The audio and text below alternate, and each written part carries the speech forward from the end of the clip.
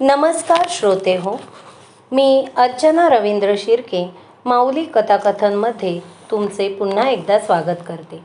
आपण ऐकत आहोत राधा भाग 2. लेखक समर.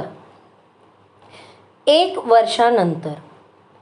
एका कुटुंबात सगळं आलबेल आहे हे नियतीला बघवत नाही का? श्रावणी त्या दिवशी अतिशय व्यथित झाली होती.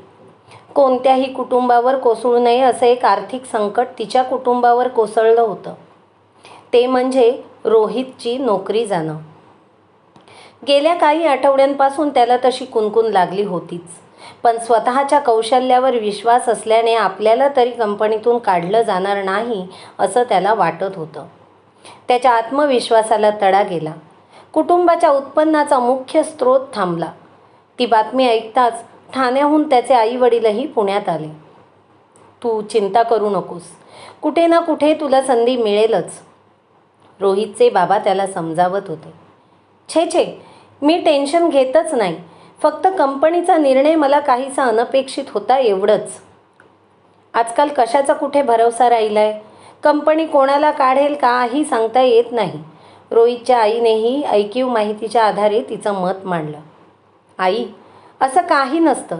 जे काम ऑटोमेट होतं म्हणजे कृत्रिम बुद्धिमत्तेच्या आधारे सहज करता येऊ शकतं, त्या कामासाठी माणूस ठेवण्याची गरज उरत नाही.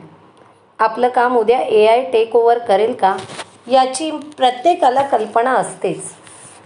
मग तुला कशी कल्पना नव्हती? आईने भोळेपणाने विचारले. होती, पण कृत्रिम बुद्धिमत्तेचा आपल्याला हवा तसा वापर करण्यासाठीही एक माणूस ठेवावा लागतोच. मला वाटत होतं की कंपनी किमान त्या कामासाठी मला ठेवेल.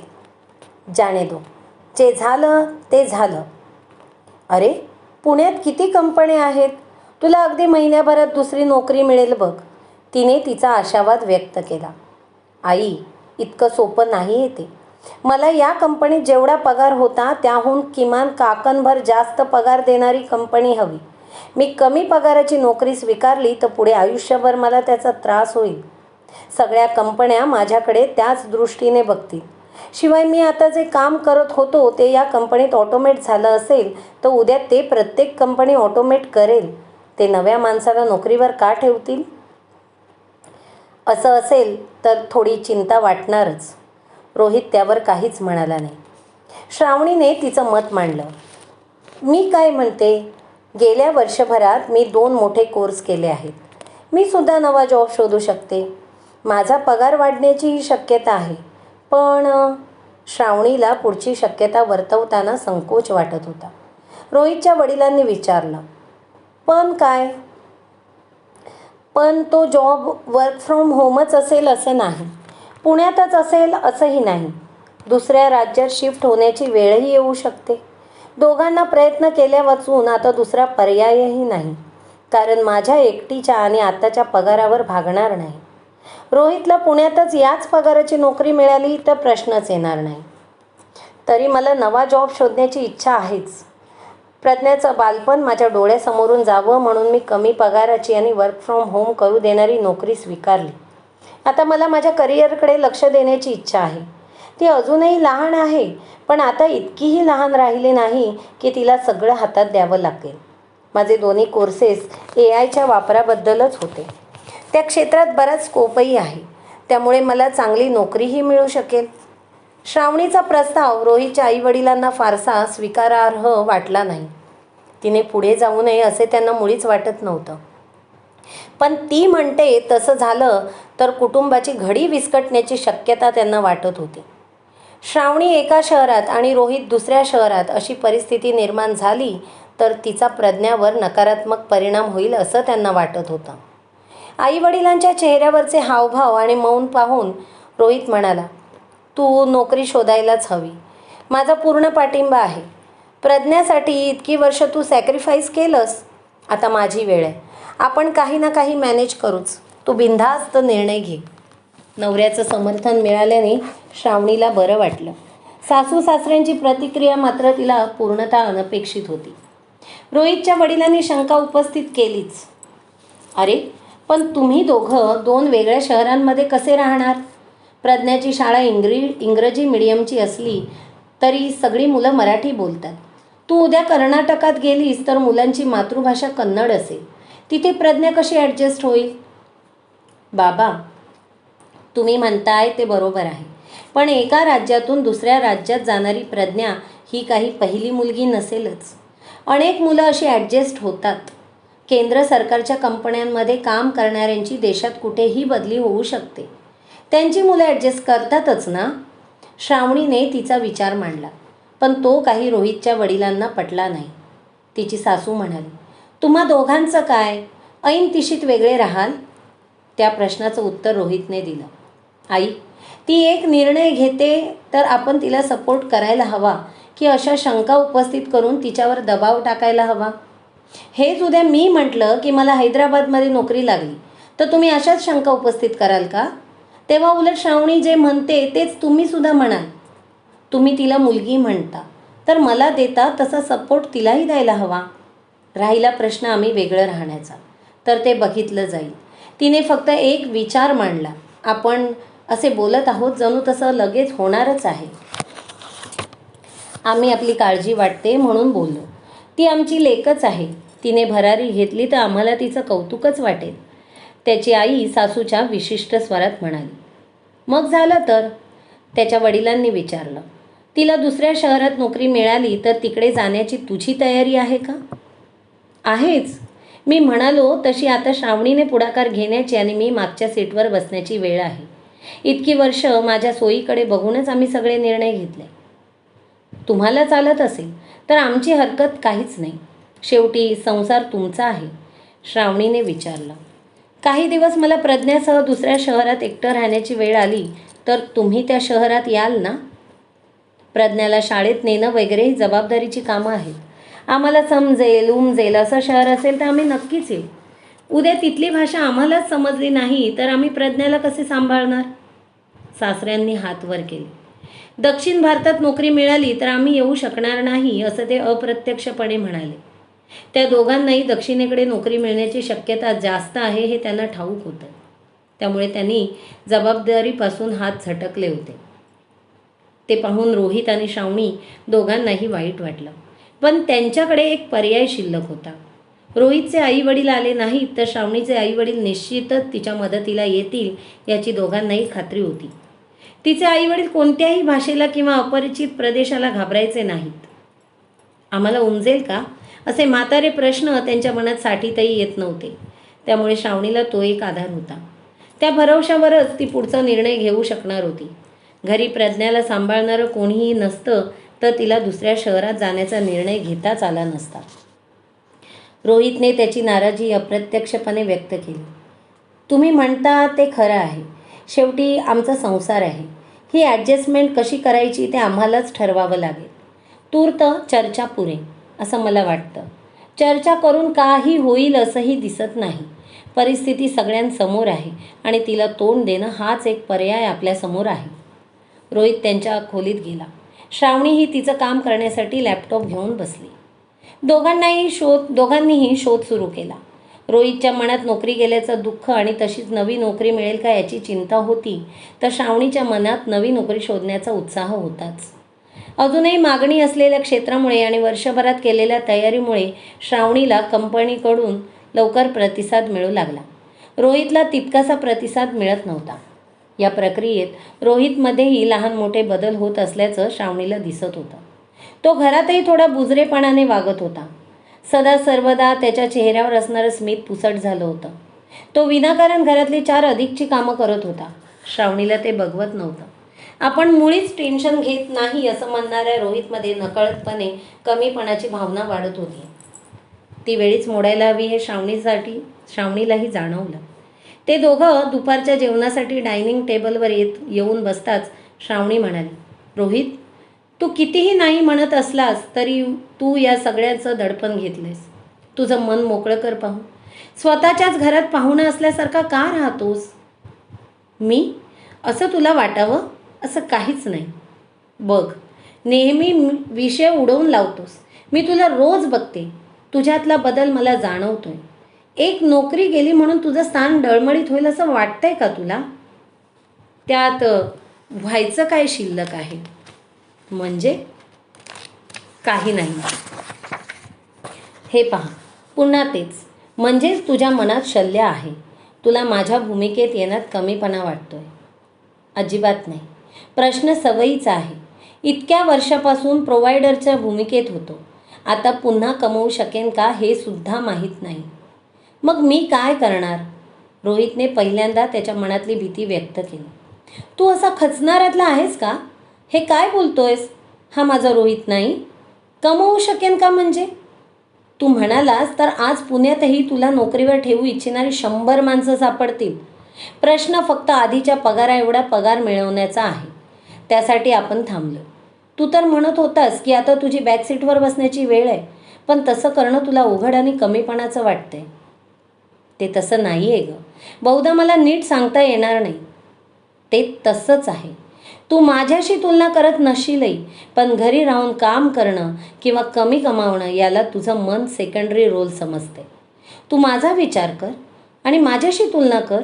आपल्यात समानता असल्याने आणि एकमेकांबद्दल आदर असल्याने या रोलमध्ये असताना मला आजवर काहीच कमीपणाचं वाटलं नाही. मी मोकळेपणाने ही भूमिका स्वीकारू शकते. तर तू का स्वीकारू शकत नाहीस?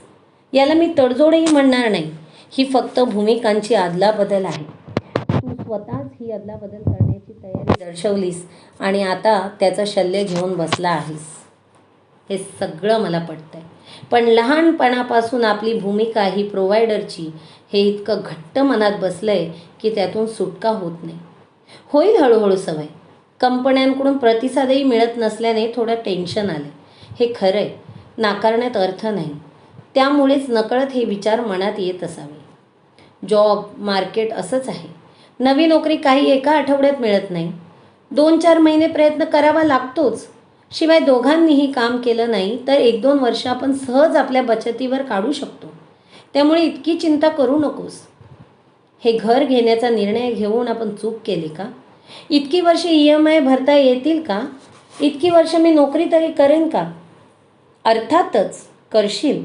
आपण मुदतीआधीच कर्ज फेडू. तू चिंता करू नकोस. रोहित स्वतःचं डोकं दाबत म्हणाला. हे ओव्हर थिंकिंग कसं बंद करतात याचाच एखादा कोर्स करायला हवा. श्रावणी काहीसं हसत म्हणाली. कर कर. राधा ज्या विकासाबद्दल बोलत होती तो हाच असावा. पिढ्यानपिढ्या समाजाने पुरुषाला पालनकर्त्याच्या भूमिकेत ठेवलं.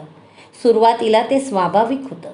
कारण हिंस्र प्राण्यांपासून रक्षण करणं आणि शिकार करणं या क्षमता पुरुषाच्या अंगी निसर्गतः होत्या. पुढे व्यापार आणि शेती सुरू झाल्यावर ते समीकरण तसंच राहिलं. पुरुषांनाच त्या समीकरणातून मोठा लाभ होत असल्याने ते तसंच राहू दिलं गेलं. आता ते समीकरण बदलतंय आणि आमच्या पिढीलाच हा बदल पचवायचा आहे. यासाठी स्वतःला विकसित करणंच गरजेचं आहे. एक स्त्री आजच्या काळात अनेक क्षेत्रांमध्ये पुरुषांप्रमाणेच पुढे जाऊ शकते आणि कमवू शकते. हे नुसतं बोलून चालणार नाही. ते मनात रुजवावं लागतं. हे रुजवणं तेव्हाच शक्य आहे जेव्हा आपलं जोडीदारावर प्रेम असतं. विवेकी प्रेमासह आदरही आपोआपच येतो. तोही प्रेमाचा महत्त्वाचा पैलू आहेच. त्यामुळेच राधेने विकासालाही प्रेमाचाच एक पैलू म्हटलं असं.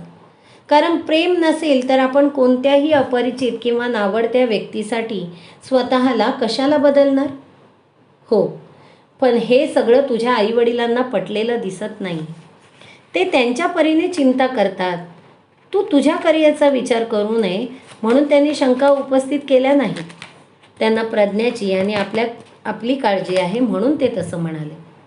रोहितने आधी त्यांच्या आईवडिलांची बाजू मांडण्याचा प्रयत्न केला. त्यांच्यासमोर वेगळं आणि माझ्यासमोर वेगळं कसं बोलतोस? मी त्यांनाही समजून घेण्याचा प्रयत्न करतोय. आपल्याच कुटुंबातल्या माणसानं चूक करून काय साध्य होणार? विकास. एखादी गोष्ट तिच्या वर्तमान अवस्थेत असणं योग्य नाही हे सत्य स्वीकारल्याशिवाय ती कशी घडवली जाईल? तसंच माणसांचंही आहे.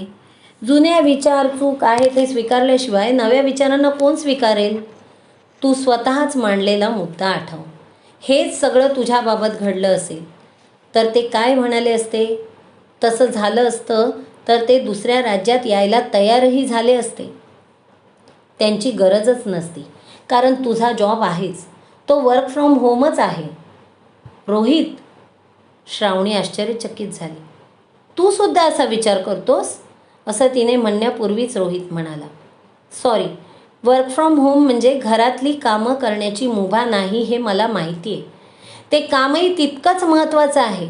माझ्या म्हणण्याचा एवढाच अर्थ होतो की किमान प्रज्ञाकडे लक्ष ठेवण्यासाठी घरी कोणीतरी असतंच.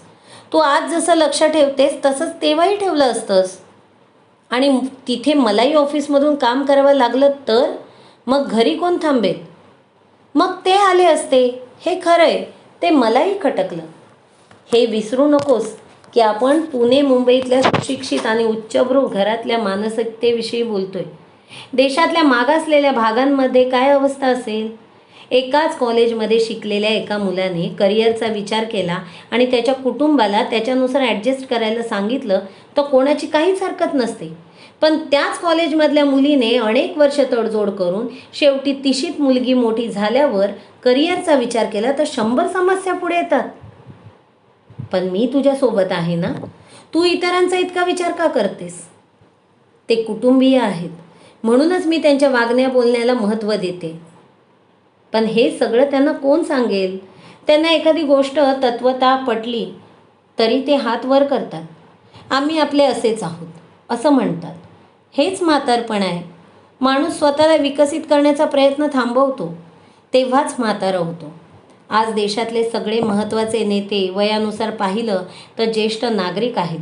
पण सगळीकडे त्यांच्या उत्साहाचं आणि ऊर्जेचं कौतुक याच कारणामुळे होतं की ते स्वतःची इमेज विकसित करण्याची धडपड करत असतात. आमच्याकडून कुठे इतकं चालवलं जाईल, आमच्याकडून कुठे इतकं बोललं जाईल असा विचार ते करत नाहीत. खरंच रे, माणसाला म्हातारं व्हावंसं का वाटत असेल? एकीकडे केस काळे करून फिरायचं आणि दुसरीकडे वृत्तीने म्हातारं व्हायचं. कोणास ठाऊक, आपण त्या वयात गेल्यावरच आपल्याला समजेल. एकूणच काय, तू त्यांचं बोलणं इतकं मनाला लावून घेऊ नकोस. मी तुझ्यासाठी सर्वाधिक महत्त्वाचा आहे ना. मग माझ्या स्टँडकडेच लक्ष दे. मी 100% तुझ्यासोबत आहे आणि तू कोणताही निर्णय घेतलास तरी मी तुझ्या पाठीशी उभा राहीन. तू माझ्यासाठी महत्त्वाचा आहेस म्हणूनच तुझ्या मनात आलेली ही कमीपणाची भावना मला दूर करावीशी वाटली. काही झालं तरी तू माझ्यासाठी तितकाच महत्त्वाचा असशील. मी किंवा प्रज्ञा तुझ्यावर तुझ्या नोकरीमुळे प्रेम करत नाही. रोहितलाही ते ऐकून बरं वाटलं. बऱ्याचदा मनातली भावना व्यक्त करूनही माणसाला चांगलं वाटू शकतं. प्रत्येक वेळी समुपदेशनाची गरज नसते. काही नकारात्मक भावना जणू मनातून बाहेर पडण्यासाठीच जन्म घेतात. त्यांना व्यक्त केलं की त्यांचं महत्त्व आणि अनेकदा अस्तित्वही संपतं. रोहितच्या मनातली कमीपणाची भावनाही अशीच होती. ती त्याने व्यक्त केली नसती तर ती अधिकाधिक विखारी होत गेली असती. पण ती व्यक्त करताच तिचं महत्त्व संपलं. श्रावणीनेही ती भावना ओळखली आहे आणि तिची आपल्याकडे बघण्याची दृष्टी तशी अजिबातच नाही हे लक्षात येताच कमीपणाची भावना मनात येण्यामागचं कारणच नष्ट झालं. तो पुन्हा एकदा उत्साहाने नोकरीच्या शोधात व्यग्र झाला. ते पाहून श्रावणीलाही बरं वाटलं. जीवनात अशी एखादी लहान मोठी समस्या आली की ते दोघेही राधेच्या मार्गदर्शनाचा आधार घ्यायचे. ती यावेळी काय विचार करेल, तिने सांगितलेल्या प्रेमाच्या व्याख्येनुसार आपण काय करणं अपेक्षित असेल असा विचार करायचे. त्यामुळे राधा त्यांना वारंवार प्रत्यक्ष भेटत नसली तरी विचारांच्या रूपात ती कायम त्यांच्यासोबतच आहे असं त्यांना वाटायचं.